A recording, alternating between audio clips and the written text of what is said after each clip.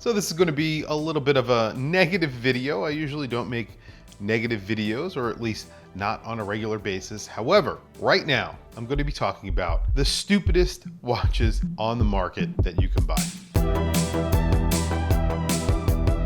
I have a few watches that I want to go through that I think don't make sense. I said stupidest in the beginning of this video, but when I say stupidest, I think they're just watches that don't make sense for me. They may make sense for you, and that is completely fine. These are just my opinions. So if you like any of the watches that I talk about in this video, please do not take offense. The first watch that I'm going to talk about on this list was a watch that I found attractive when I first saw it.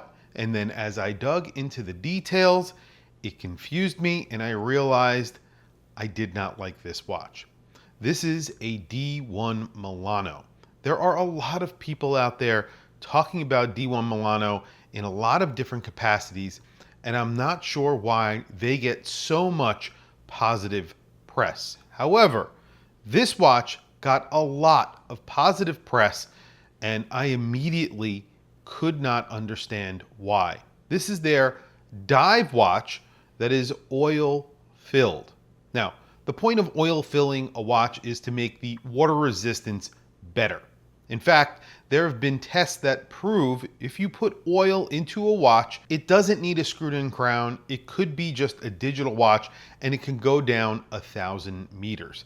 I'll actually put a link to an article that I found a long time ago about oil filling watches. I've done it. I've actually modded one of my watches to be oil filled. It also increases visibility of the dial, so legibility is increased because of the oil. It looks pretty much like the dial is printed on the bottom side of the glass. It looks really cool, and obviously there are benefits to it. The D1 Milano Oil 2, it's called the D-Tech Oil 2, gets a giant bubble on the dial. It looks like a dive watch, but it only gets 100 meters of water resistance. 39 millimeters, it costs $345. It has a Miyota 2S60 movement, which is a quartz movement. However, they have removed the seconds hand, essentially making this completely useless if you want to actually use this as a dive watch. And for some reason, they managed to oil fill a watch and the water resistance not increase. And 100 meters of water resistance is fine.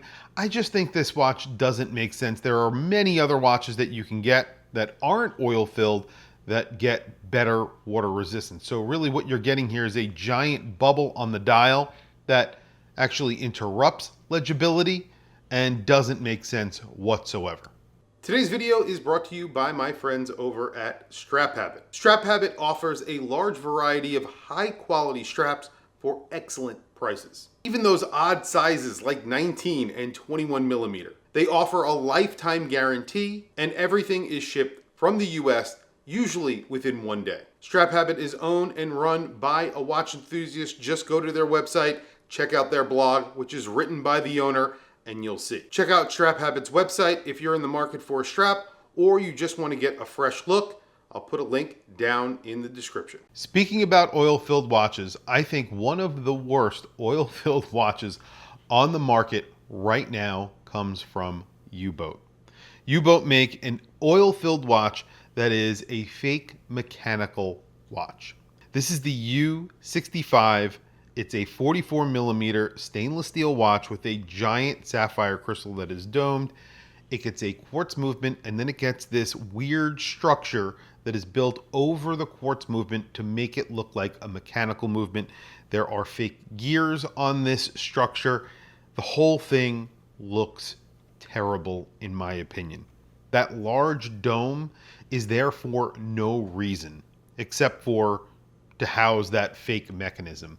The oil is there for no reason because it only gets 50 meters of water resistance. And again, they put a giant bubble in it to let you know that it's oil filled. The whole point is you really don't want a large bubble because it does interrupt legibility. And the best part about it is that this watch is not cheap, coming in at $2,300. $100. 44 millimeters, extremely thick. It's a quartz watch with a lot of oil in it, but there's a giant bubble that interrupts the visibility and there's a fake mechanical portion of it. The whole watch doesn't make sense to me. I really think this is a stupid watch, and I just don't like it.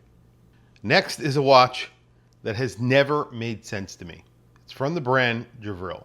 Now, if you're not familiar with Javril, Javril have been around for a very long time. However, most of their watches are sold on places like HSN, Shop MBC, the same places that you would find brands like Invicta. Now, I'm not too proud to say that I've owned a Javril. They're pretty high quality. They're not badly made watches. They follow a business plan that is very similar to Invicta. They have very high retail prices, and they never sell at those retail prices. So they'll sell a watch, they'll put a price tag on it for $3,000, and they end up selling them for $400 on places like HSN. There are a lot of their watches that I just don't understand. However, there is one that makes me a little bit mad. And I have never liked this watch, and I don't understand why people do. It is their Tribeca, which is an homage to the Paul Newman Daytona. It looks exactly like a Paul Newman Daytona. Yes, it's a great looking watch, but people go crazy about homage watches. Meanwhile, this is essentially an homage. You'll even see these being sold by major gray market dealers that normally would never carry a Greville or Javril, whatever you want to call it. It doesn't make a lot of sense to me.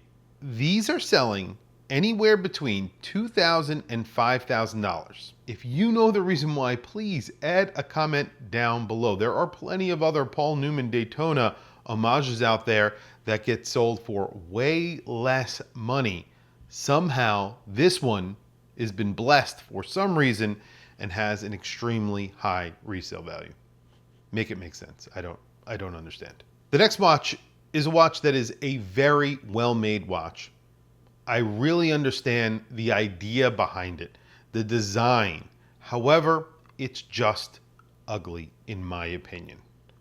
I like Chaikin. Konstantin Chaikin makes some pretty interesting watches. Some of their watches I don't entirely love. I think they're a little bit comical or childish in my opinion. Again, this is only my opinion, and I have a lot of ugly watches, but they have made the ugliest watch of all time in my opinion. They came out with the Joker a while ago. This was a collaboration that they did with Konstantin Chaikin and Berens. Berens is a Chinese manufacturer. Obviously, Konstantin Chaikin is a Russian manufacturer of watches. He makes some pretty high-end watches. They collaborated and they made a few different models, and then they came out with a new version, and that is the Ace of Hearts. It's a Joker in a ultra light case. It's made out of titanium, and I do not understand this watch either. It looks very cartoonish, but it is also extremely ugly. It's not symmetrical like the other watches that Konstantin Chaikin make. This one just looks like it's melting in a squarish case. I cannot imagine someone wearing this and being taken seriously. The watch just doesn't do it for me. Maybe I am wrong. Maybe this is a good looking watch. Tell me if I'm wrong down in the comments below. But if you agree with me, please let me know that you agree with me down in the comments as well, because this is something for $10,000 to $15,000 makes absolutely no sense to me. The price is crazy. The watch looks ugly. Speaking of watches that don't make sense and are, I think at least, is ugly, is the new Hamilton Odyssey release. This is a limited edition that they made for a movie that contains no watches. Now, I'm not entirely sure if this is the first movie where they have made a watch that couldn't actually be in the movie. They've made watches that didn't appear in the movie. That makes sense to me. So they made a Dune watch. That didn't appear in the movie. However, it could have. They could have put it on one of the actors' wrists and it would have made sense. They can't do that with this watch because watches didn't exist when the Odyssey took place, or should have taken place. This almost looks like a Movado. They've based it on the Hamilton Khaki Field, which is a very good looking watch, a very Straightforward design, obviously. They've put it in a bronze colored case. I'm not sure if this is actually bronze. It gets a titanium case back. It gets a black dial with sword hands. Now, not sword style hands. These are little swords, and it looks ridiculous in my opinion. And then you're getting an arrow for the seconds hand. I get it. It just doesn't make sense. There's this minute track. It doesn't look good. It's a plain black dial, except they put a giant Hamilton logo on the dial. It's just unappealing in almost every way. There's really nothing about this watch that I found appealing, except for some reason everybody's talking about it like it's a great watch. And in my opinion, I just think it's hideous. And it's not cheap. It's around $1,500. Actually, I think it's over $1,500, which again is crazy. Hamilton, this is a miss for me. They make a lot of hits, especially when they make some really cool movie inspired watches and watches that actually appear in movies. This one makes no sense. Last but not least, and the cheapest watch on this list, so I will say this is at least cheap. All the other watches, except for the other D1 Milano, are kind of expensive, especially for what they are and how they look, and in some cases how they function. D1 Milano make a sketch watch. I featured it here on my channel and I just didn't understand it. Number one, it feels completely cheap. It's $200, which isn't a lot of money, but I'm sure these watches cost them about $3 to make. It's a plastic bracelet, a plastic case, a quartz movement, and that's it. The case is coated in a material that feels less plasticky, and I think that's kind of what they were going for. But that material, I have no idea what it actually is. And I know other people have said that it is not a toxic material, but I really don't like to have that material against my wrist. I had one for a little while, I wore it, and it just felt really, really cheap. I know some people will argue with me about this because it is a cheap watch. It's only $195, but there are other watches out there, like the Moonswatch. You spend a little bit more money and you are getting a very iconic design, and it's still a plastic watch. But this is at least bioceramic. Bioceramic is less plasticky than the plastic that they are using for the D1 Milano Sketch. Also, it's again cartoonish. When you see it on someone's wrist, it doesn't look like a serious watch at all. Not that that's bad, and I agree with having some unserious watches in your collection, but it's in no way a quality watch, and it doesn't look like a quality watch when you have it on your wrist.